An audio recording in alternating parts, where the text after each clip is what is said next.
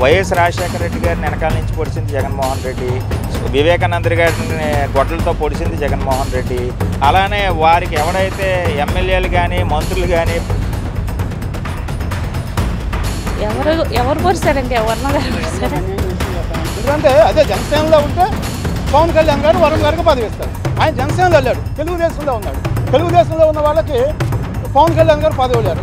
అనేది వర్మ అడ్డా అని చెప్పి నేను ప్రెస్ మీట్ మాట్లాడతాను. పవన్ కళ్యాణ్ గారు అడ్డా అని మేము చెప్పక్కర్లేదండి, ప్రజలే చెప్పారని కూడా ఎవరైతే మీరు ఆ టీడీపీ వ్యక్తులు ఉన్నారో వాళ్ళకి చెప్పండి. పవన్ కళ్యాణ్ గారు వర్మ గారికి వెనుపోటు పొడిచారని చెప్పి వైసీపీ ట్రోల్ చేస్తున్నారు. దానిలో వాస్తవం అంటారు సార్? ఇవాళ వైసీపీ వాళ్ళు అండి వెన్నుపోటుదారులు.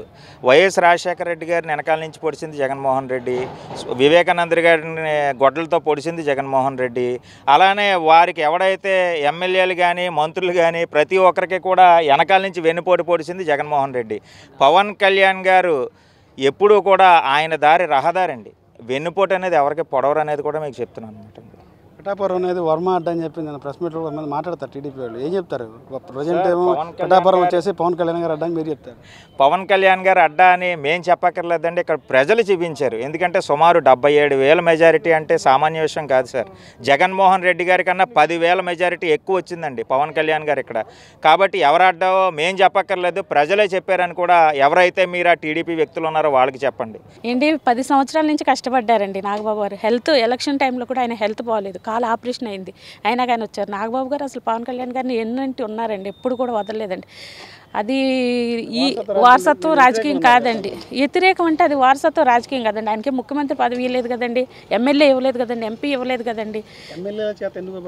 అవునండి, ఎమ్మెల్యేల చేత ఎన్నుకోబడ్డారు అంతేగాని ఇప్పుడు ఎమ్మెల్యే అంటే అసెంబ్లీకి ఏమో ఆయన ఇచ్చేపీలేదు, కౌన్సిలరే. కానీ ఇప్పుడు ఫస్ట్ ముందు నుంచి కరెక్టే సార్, ముందు నుంచి ఆయనకి ఇవ్వలేదు కదా, వద్దని పక్కకు పెట్టారు.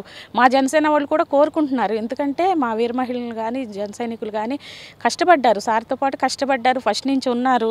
ఆయనకు కూడా మాకు ఇవ్వటం మాకు ఆనందం కాబట్టి మేమందరం కోరుకున్న దాని మీద, మేము డిమాండ్ మీద ఆయనకి అది ఇవ్వడానికి ఇదయ్యారనమాట. ఎవరు పొడిచారండి? వర్మ గారు ఇప్పుడు వాళ్ళ అన్నకి మన పవన్ కళ్యాణ్ గారు ఇచ్చారండి, అది గవర్నమెంట్ తరపు నుంచి ఇది చేశారండి, కూటమి తరపు నుంచి అండి. అది పవన్ కళ్యాణ్ గారు డైరెక్ట్గా వర్మ గారికి వద్దు మా అన్నయ్యకి ఇవ్వమని ఆయన ఏమి అడగరండి, ఆయన అసలు ఎక్స్పెక్ట్ చేయరు కూడా, అలా చేయరు కూడా. అది జనంతోనేను కూటమి తరపు నుంచి వచ్చిందండి. అది వర్మ గారికి వాళ్ళు సపోర్ట్ చేసుకోవాలి కదండి. ముందు టీడీపీ వాళ్ళు ఉన్నారు, వాళ్ళు సపోర్ట్ చేసుకోవాలి కదా. మా వల్ల ఇదిగా ఉంది కాబట్టే నాగబాబు గారికి ఇవ్వగలిగారు పదవి.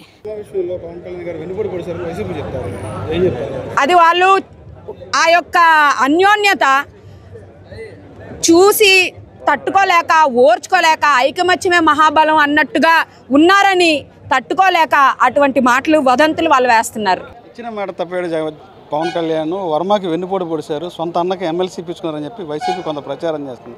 వాస్తవం ఏం చెప్తారు మీరు? వర్మ గారు తెలుగుదేశం పార్టీ నాయకుడు, ఆయన జనసేన పార్టీలో సెక్రటరీ కాదు, వైస్ ప్రెసిడెంట్ కాదు, జిల్లా అధ్యక్షుడు కాదు, తెలుగుదేశం పార్టీలో నాయకుడు. ఆయన మాజీ ఎమ్మెల్యే, సీటు త్యాగం చేసి ఇచ్చాడని చెప్పి చెప్తారు. అయితే ఆయనకి ఎమ్మెల్సీ ఇస్తానని చంద్రబాబు నాయుడు గారు చెప్పారు. ఆయనకి ఏ పదవి ఇచ్చినా పవన్ కళ్యాణ్ గారికి కానీ ఇంకా ఎవరికి ఇబ్బంది లేదు. వర్మ గారే కాదు, అనేక వేల పదవులు ఉన్నాయి ఆంధ్రప్రదేశ్లో, వాళ్ళందరికీ ఎవరికైనా కూడా పదవులు ఇవ్వచ్చు. వర్మ గారికి ఇవ్వచ్చు, పెన్నెం దొరబాబుకి ఇవ్వచ్చు, లేదా ఇంకొకరికి ఇవ్వచ్చు, ఎవరికైనా ఇవ్వచ్చు. అంటే కొన్ని వేల పదవులు ఉన్నాయి. కేవలం వర్మ గారికి ఈ పదవి ఇవ్వలేదంటే ఇంతకన్నా పెద్ద పదవి ఇవ్వడానికి మరి చంద్రబాబు నాయుడు గారు ఏమైనా ప్లాన్ చేస్తారో మనకు తెలియదు కదా. ఎందుకంటే అదే జనసేనలో ఉంటే పవన్ కళ్యాణ్ గారు వర్మ గారికి పదవి ఇస్తాడు. ఆయన జనసేనలో వెళ్ళాడు, తెలుగుదేశంలో ఉన్నాడు.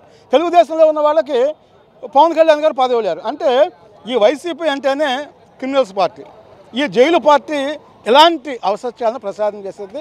ప్రజలందరూ కూడా ఈ జైలు పార్టీ పట్ల అప్రమత్తంగా ఉండాలి. ముందు ఇంకొక 100 సంవత్సరాలకు కూడా ఈ రాష్ట్రాన్ని మనం కాపాడుకోవాలంటే ఎలాంటి అంతకులను అంతం చేయాలి. అప్పుడే మనం అందరం కూడా సంతోషంగా ఉండగలం, మహిళలకు రక్షణ వచ్చింది. అలాంటి రక్షణ ఉన్నప్పుడు మాత్రమే ఆంధ్రప్రదేశ్ 3 పూలు 6 కాయలుగా లా అండ్ ఆర్డర్ ఉంటుంది, అప్పుడే ముందుకెళ్తుంది. ఆ పరంగా చంద్రబాబు నాయుడు గారిని, పవన్ కళ్యాణ్ గారిని మరి లా అండ్ ఆర్డర్ని మెయింటైన్ చేయండి. మీరు అంతకుల పట్ల ఏ విధమైనటువంటి కరుణ, జాలి, ప్రేమ అవసరం లేదు. అంతకుల పట్ల ఉక్కుపాదం మోపండి.